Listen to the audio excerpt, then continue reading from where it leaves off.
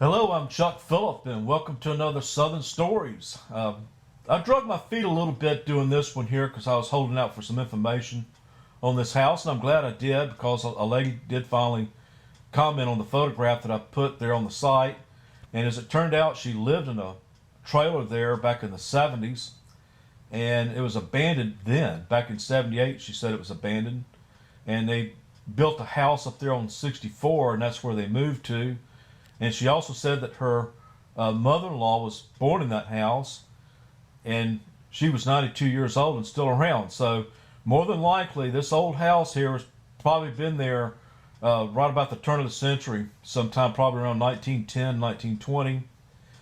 And when I was looking at this house, it kind of brought back a little bit of a deja vu because I said, I've seen another one kind of similar to this, and it wasn't too far away. And sure enough, on 64, about, I guess, a few miles west of this, there was another one very similar to this and built the same way with a loft up above. And that property is also for sale. But I got to exploring all of 64 as a result of that. And my theory is that 64 was probably a dirt road that ran from Belforest to downtown Daphne, and that's why it just cuts right across the 4-lane and right into the heart of downtown Daphne. And so, of course, 27 was probably added later. I suspect 27 was probably put in the 50s. It could be early 60s when that was put in, but that's what we all know as 181 now. And of course, those old heads still call it 27, and that's where the Sims cash store and hardware store was on this corner. And so it makes sort of sense while that was there, especially on 64 more so than 27. And so from what I understand, they are going to put another gas station here, but that's just what I've been told. I don't know if that's fact.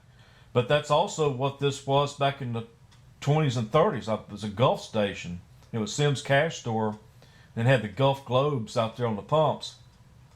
So when I was there, I was kind of surprised to see this. I had no idea it was back there because the woods had covered it all up. So I walked up to it, and I was in my home inspection mode when I did this, and I could see that it had a lot of wood damage, which to be expected, but I'm also surprised of how well these old structures hold up with no maintenance whatsoever. And a lot of it has to do because of its old growth lumber. But this one had some substantial damage to it, but it was still standing. And also, if you find these abandoned houses interesting, I have a playlist on this channel on just that. So I walked around this thing. I was kind of surprised to see that it had a lot of contents in this. And so when I made my way around to the front, I peeked inside the front porch area, and lo and behold, there's a tube testing machine. I haven't seen one of them in like 50 years. And I remember the drugstore in Spanish Fort had one of them, and I had a Fender Bassman 10 amp. It was all vacuum tube, and so I'd have to take tubes up there occasionally to test them. But usually they were free to use because they'd say the tube, because it had a cabinet down below with all the different tubes you could buy from them. And this may have been the beginning of the end for the TV repairman too. So anyway, I was kind of surprised to see that. I'm sure this is beyond being salvaged and probably got torn down the house and hauled off. But while I was there, I noticed there was this other house up here on the 64 side, and that's the house I believe that they had moved to. And this house was built in the 60s, and so it's possible that that old house back there has been abandoned since the 60s, since the new one was built. But it also had a little bit of furniture left in it, and this thing was getting ready to be torn down. And when I walked back around to the right side of this, well, actually the left side, if you're facing it from 64, it had a cellar. I think this is the root cellar she was saying it was. And God didn't go down there because it didn't have any handrails. And so I walked around to the front of this and checked it out. Anyway, when I was making my way out of here, I was just surveying this lot as it's being, these houses being torn down and it's being leveled out. But anytime I step in these abandoned houses, I think about the household itself and and basically this house at one time had a life because of the people who lived there. And I think about all the Thanksgivings and Christmases and birthdays and all that went on in these homes for the decades that it was inhabited.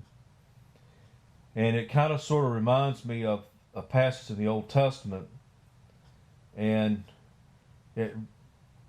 I guess that's really what life is. I mean, we're just here for a matter of time, and then we're gone. And all we have is what we've left behind. But I do appreciate you subscribing to the channel. That means more to me than anything. And also, if you want to be notified, click that bell. It'll notify you when I put the next video up.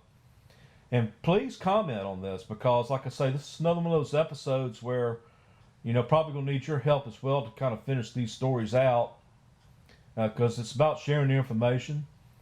And also check out the playlist on abandoned houses. That's pretty entertaining. And I'll just catch you on the next one, guys. Y'all take care.